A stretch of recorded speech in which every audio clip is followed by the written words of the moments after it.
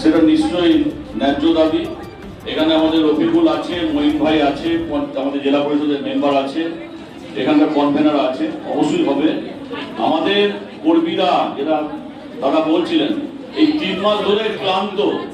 দেখো আজকে 225 জনের নাম বাদ দিয়ে দিয়েছে, দাদা ছুটে এসছে। আজকে আদিবাসীদের নাম আর মুসলিমদের নাম বাদ দেওয়ার জন্য এরা যা চক্রান্ত করেছিল, আমাদের কর্মীরা যদি 3 মাস না খাটতো তাহলে কিন্তু আমরা অতল জলে চলে যেতাম। কিন্তু মমতা ব্যানার্জির সৈনিকরা যেভাবে ফর্ম ফিল আপ করে খেটেছে, কোনো অবস্থাতেই তাদেরকে আমরা ছোট করতে পারবো না। আমরা কর্মীদের নামে জয়ের করে দিচ্ছি যে কর্মীরা যেভাবে মমতা ব্যানার্জি খেটেছে এবং অনুমোদন মন্ডলের নির্দেশ পালন করেছে। তোমার দাবি কোনো অসুবিধা নাই, ছোট্ট দাবি। ও আমাদের ব্লকের কনভেনার আছে, আমাদের পঞ্চায়েত সমিতির সভাপতি আছে, পঞ্চায়েতের প্রধান আছে, জেলা পরিষদের সভাপতি আমাদের মেম্বার আছে, সবাই আছে। তোমার দাবি মিলে যাবে।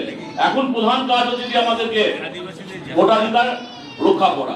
সেই জন্য আজকে আমরা এসেছি ছুটে দাদার নির্দেশে। দাদাও এসছে নিজে স্বয়ং, যে এদেরকে এরা আমাদের ভারতের মাটিতে থাকে, এরা আমাদের ভারতীয়। কেন রোহিঙ্গা বলে, পাকিস্তানি, বাংলাদেশি বলে আমাদের এখানে তাড়িয়ে দেবে? মুসলিম আর হিন্দু কি আমরা আলাদা আছি নাকি? তাই দাদাকে মুসলিম সম্প্রদায়ের ছেলেই বা হোক আর মেয়েই হোক, সবাই কিন্তু ভালোবাসে। আমাদের সম্প্রীতির বাতাবরণ যেটা সৃষ্টি করেছে বীরভূম জেলায়, আমি গোটা পশ্চিমবঙ্গে যেমন মমতা ব্যানার্জি করেছে, বীরভূম জেলাতে অনুব্রত মন্ডলী করেছে। সবাইকে নিয়ে চলার মতো ক্ষমতা তোমার অসুবিধা হবে না, টাইমে তোমার দাবি মিটে যাবে। আমরাও খবর নেবো, দরকার তার কাছে দেখা করবো।